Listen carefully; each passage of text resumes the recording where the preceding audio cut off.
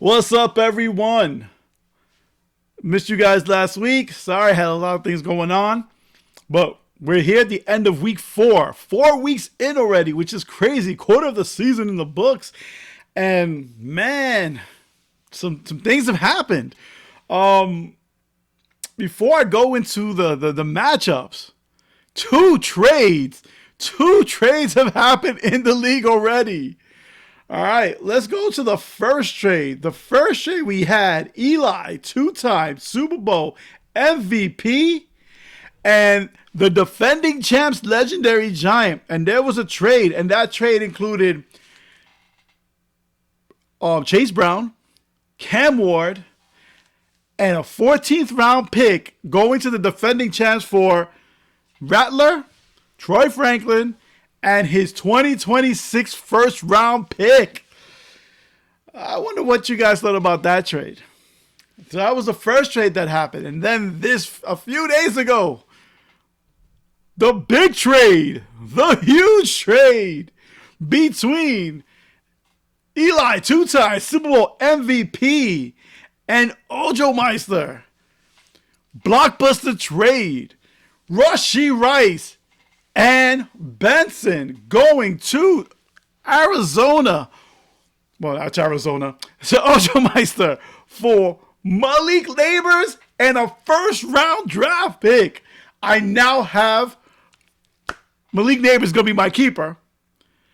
Which means now, do I keep McMillan or do I keep Bucky Irving? So, I'm going to tell you right now, they're both on the chopping block now. They're open for trade. So if anyone's interested in either or, I'm only trading one and I'm keeping the other, hit me up and let me know. If you think you're a running back away and Bucky Irving could be that running back, you know what to do, man. You start a chat, start a dialogue, start a conversation. Listen, that's what happened in both trades. Just started a conversation. I let people know, hey, these people are up. They're open for trade and it's able to work things out. So if anyone's interested, let me know. I know Frank's very mad. I know he's not happy about these trades. Like that wasn't intended. That's why we did the keeper. So people, listen, it's not that I'm tanking. I just didn't have a good team. If you don't have a quarterback in this league, you're not winning. And I had Russell Wilson get benched, and I knew it. As soon as the week 3 happened, I knew he was done. Penix has been up and down. Cam Ward down the line may be great. He's not going to be great anytime soon for me to save my season. And so, listen, it is what it is. I just didn't have a good team, and that's the product of what happened last year. So, now just want to give the explanation of why it is what it is. That being said, I'm still going to try to compete. I still think I can sneak in that 8th seed. I still think I have a shot because I still think I got some players. But we'll see what happens. Listen, anything can happen. All right. So let's go this last week. First matchup. MC 8000. Eli, 2-time Super Bowl MVP, going up against Frank's Bills. And it was Frank with the 165-134 victory. And he just pulled it at the end. I was hoping I might pull the upset here. But, I needed A-Chain to have a bad game. He didn't. I needed Sutton to have a bad game. He didn't. And Fields, I needed him to have a bad game. It looked like I waited for the first half, but he came back in the second half with some yardage. And I dropped down to 1-3. Frank's Bills goes up to 3-1.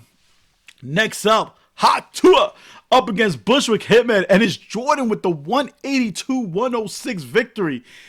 Bubba, 0-4, still winless in the league. Jordan goes up to 2-2. Next up, we have Pits and Giggles against Y2 Deal, and Danny with the 164-136 victory. Danny 3-1. Last year he started out hot too. This year he's starting off hot, man. Hampton finally coming out of his shell. Big game with 29 points. And for Marty, man, Lamar Jackson getting benched. Well, not benched. He got hurt, but 10 points, and that kind of did him in. Like I said, Team Deal goes up to 3-1. Pits and Giggles down to 1-3.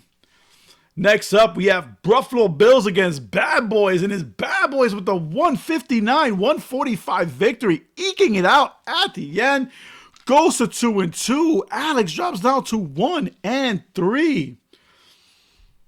Next up, we have Legendary Giant, the defending champs, up against Ojo Meister, and it was won with the 160-107 victory. He's 2-2 now. Ojo Meister drops down to 1-3. Watch out for Juan, man. Like I said, you know he's going for 4 in a row. All right, and then we had MC 1000 against Team Happy Bacon Strips. And Marco with the 183-157 victory. And listen, here's the deal. Marco's got a very good team. Marco's not playing right now. Frankie, the tight end combination didn't work this time. All they combined for was 38 points. It was not enough. Marco just let everybody go off. Mayfield, McCaffrey, Judkins, Jefferson. Dobbs with 30 points. Starting Dobbs, and Dobbs goes for 30.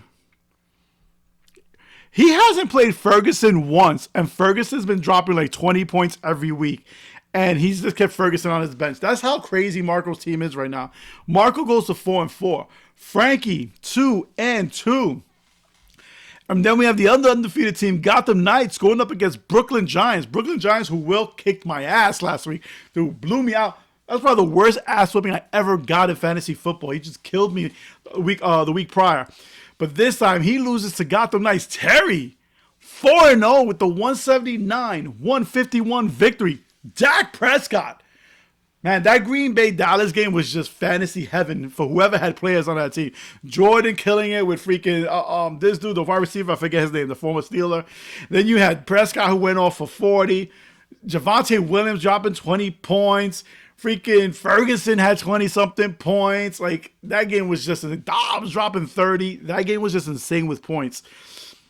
Terry, 4-0, man. 4-0. Prescott went off. Williams. Nakua, 38 points. Had a lot of big games, man. All right, so we go into week 5. But before we do, let's take a look at the standings. And right now is Gotham Knights and MC 1000 top of the shelf, both 4-0, taking the 1 and 2 spots. Behind them, we have Frank's Bills, Y2 Deal at 3-1, taking out the 3 and 4 spots. Then you have 5 teams at 2-2. Hawk Tua, Bad Boys, Brooklyn Giants, Happy Bacon Strips, and Legendary Giants, all at 2-2. Rounding out the bottom, myself, Buffalo Bills, Pits and Giggles, Ojo Meister, all 1-3. And all the way at the bottom, can you hear us? Is Bubba. Bushwick Hitman at 0-4. Bubba, come on, man. You got to do something, man. You've got to do something because you've got too many good players to be 0-4. You got 3 quarterbacks. You may be thinking about maybe making a trade or like do something, man. 0-4, bro. All right, let's look at the matchups this week going into week 5. Week 5, we have Eli, 2-time Super Bowl MVP, going up against Bad Boys. And man, they got Bad Boys, 70% chance of winning.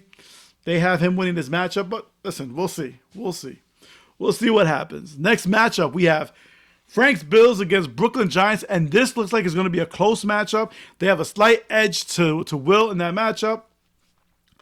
Then we have the 0-4 Bushwick Hitman against the 3-1 Y2 Deal. And they got Danny favored heavily in this. Then we have Ojo Meister against Pits and Giggles. And Ojo Meister's favored in this matchup. Then again, there may be some teams who haven't set up their roster yet. Or their lineup yet for this week with the buys. Because this is the first week of buys hitting. Atlanta, Pittsburgh. I know I'm feeling it already because I got 2 guys that I got to put on my bench. So these numbers may change, but right now, Ojo Meister, heavy favorite to beat Pits and Giggles. And then we have Buffalo Bills against Legendary Giant, and Alex is heavily favored in this matchup against him. And we have Hawk Tua against Happy Bacon Strips, and Jordan is a slight favorite over his cousin Frankie. And then the big matchup this week, the Battle of the Unbeatens.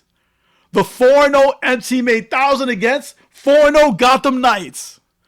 The winner of this matchup goes 5-0 and, man, solidifies their chances of making the playoffs. That's going to be a good matchup. Right now, Gotham Knights is heavily favored in this matchup, which is interesting. I just want to take a look at this matchup because Let's see. Well, they also have, because I see why. Marco has two guys out. They have Dobbs and they have the Steelers that are both. So I guess Green Bay also has the bye this week. So he's going to be filling those slots up, and he has some players there. It's going to be a good matchup. It's going to be fun to watch. The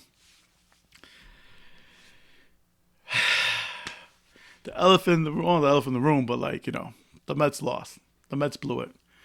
The Mets had a chance to make the playoffs. They had multiple chances to make the playoffs.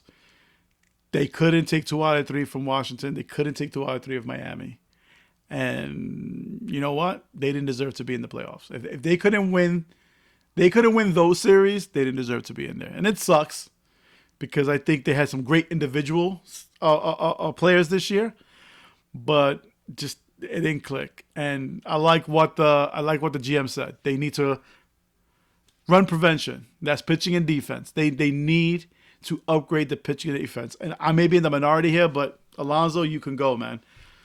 Listen, you're a great power hitter, but you're one of the reasons why our pitching went down with that bad throw to Senga.